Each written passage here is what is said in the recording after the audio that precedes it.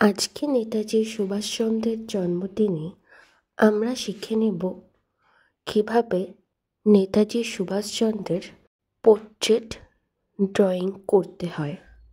সবাইকে অনেক স্বাগত। আর্ট স্টাইল একাডেমির যারা স্টুডেন্ট আছো তারা অবশ্যই এই ভিডিওটি দেখে সুভাষচন্দ্রের পোর্ট্রেটটি আঁকার চেষ্টা করো। আমি প্রথমে একটি রাউন্ড শেপ এঁকে নিয়েছিলাম। সবসময় মনে রাখবে, পোর্ট্রেট ড্রয়িং করার সময় আগে স্ট্রাকচার অবশ্যই করে নেবে,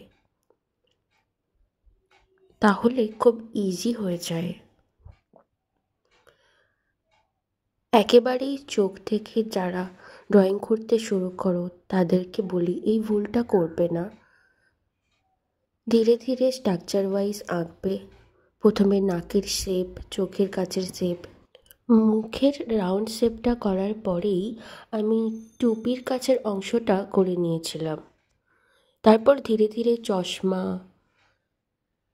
তারপর নাক, ঠোঁটটা ফুটিয়েছি। তারপর ধীরে ধীরে লাইনগুলোকে স্পষ্ট করেছি। যেখানে ভুল আছে সেখানটা মুছে মুছে ভালো করে ড্রয়িংটা কমপ্লিট করার চেষ্টা করো। একদম হুবহু একই হতে হবে এটা কখনোই মাথায় রাখবে না। তুমি ড্রয়িং করছো, তাই তুমি যতটা পারো চেষ্টা করবে সেই জিনিসটা একই রকম আনার। তাই কোনো ভয় পাবে না। যখন কিছু আঁকার হবে, যে কোনো জিনিস সহজভাবেও আঁকা যায়, নিখুঁতভাবেও আঁকা যায়। ধীরে ধীরে যে যেমন পারবে নেতাজি সুভাষচন্দ্রের পোর্ট্রেটটা ড্রয়িং করে নেবে।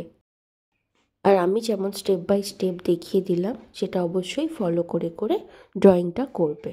আর এর নেক্সট ভিডিওতে আমি এর কালারটা দেখিয়েছি, সেটা অবশ্যই ফলো করো।